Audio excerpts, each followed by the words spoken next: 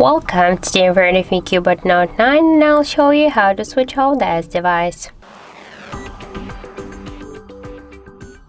So to do that, we should press the power key button on the right side of our phone for a few seconds.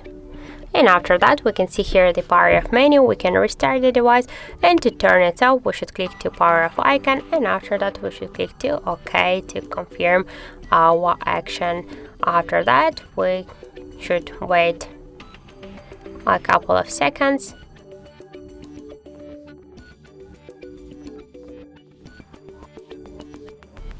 And now after the vibration the screen is dark, and this means that our device is turned off. So that's it, thank you for watching, and if you find this video helpful, don't forget to leave a like, comment and to subscribe our channel.